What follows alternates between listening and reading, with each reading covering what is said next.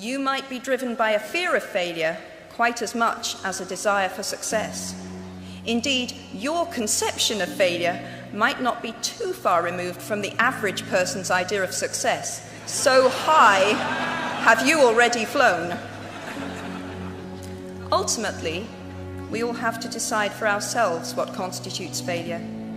But the world is quite eager to give you a set of criteria if you let it. So I think it fair to say that by any conventional measure, a mere 7 years after my graduation day, I had failed on an epic scale.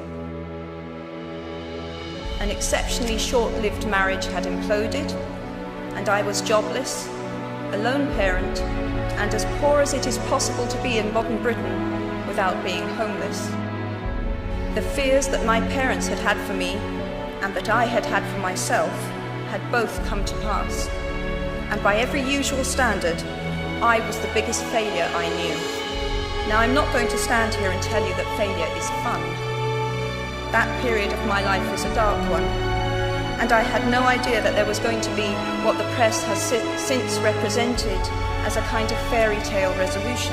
I had no idea then how far the tunnel extended, and for a long time, any light at the end of it was a hope rather than a reality. So why do I talk about the benefits of failure? Simply because failure meant a stripping away of the inessential. I stopped pretending to myself that I was anything other than what I was, and began to direct all my energy into finishing the only work that mattered to me. Had I really succeeded at anything else, I might never have found the determination to succeed in the one arena where I believed I truly belonged. I was set free because my greatest fear had been realized, and I was still alive, and I still had a daughter whom I adored, and I had an old typewriter and a big idea. And so rock bottom became the solid foundation on which I rebuilt my life. You might never fail on the scale I did, but some failure in life is inevitable. It is impossible to live without failing at something, unless you live so cautiously that you might as well not have lived at all, in which case you fail by default. Failure gave me an inner security that I had never attained by passing examinations. Failure taught me things about myself that I could have learned no other way. I discovered that I had a strong will and more discipline than I had suspected. I also found out that I had friends whose value was truly above the price of rubies.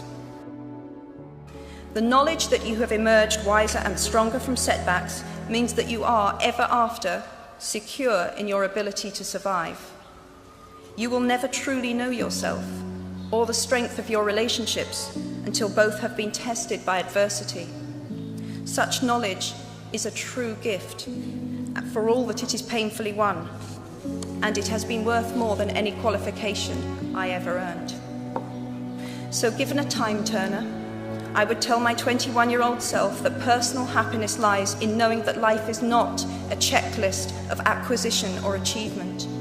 Your qualifications, your CV, are not your life, though you will meet many people of my age and older who confuse the two. Life is difficult and complicated and beyond anyone's total control, and the humility to know that will enable you to survive its vicissitudes.